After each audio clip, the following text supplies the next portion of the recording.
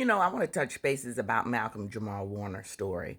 And because basically I see it all the time. I see it all the time. I hear about it all the time. And you guys probably know people that also in situations like Malcolm Jamal Warner and his wife and his mother. Um, we can only speculate because we don't really know what's going on, but you can always use a story. You can always talk about a story. Okay, so here's the thing.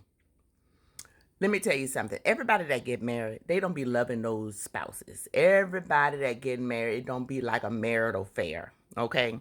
I'm not saying that he didn't love his wife, but I'm just saying some situations when people get married, it be because of the sake of the child or sake of the children. All right? It don't have nothing to do with no love. It has to do with respect and the fact that I want to do the right thing. Okay? So I believe that he wanted to do the right thing by not bringing his child in this world and to be separated from the child. Okay. Also, that also keeps money, keeping control of the money. Okay. When you marry people, you don't have to pay out $20,000 and $30,000 a month. Okay, because he's a celebrity and because somebody think that he can pay it. He can be in control of his money when he married people. You up under the same house.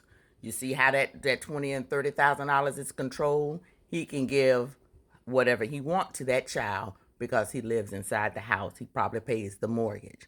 Okay, that mortgage ain't $5,000 and $10,000 a month. Okay, you have a nice modern house. Okay, so he controlled that. He also, like I say, take care of the child. It controls, he's the narrator of that story right there. Okay, he had an unexpected passing. All right, mind you, his mother has always been a part and been over his money. Okay, they had a good relationship. There's nothing wrong with that. I understand that Malcolm was married to his wife somewhere between 5 and 8 years. If he wanted to change that, he would have. Okay, but so unfortunately, people think that they're gonna live until they 80 and 90 years old. They don't think no accidents gonna happen. That was never changed. All right. I'm not saying that that child is not going to be taken care of because we don't know the story. I'm sure that the grandmother is going to take care of his child, but will his wife be the sole provider of what he beneficiary? No, I don't think so. I think if he wanted to put that in place, he would have put that in place. But I do believe that he feel that his mother is going to be the best person that's over the money and she'll distribute that money the way it should go. Like I said, that baby is going to be taken care of. People need to know just because you marrying people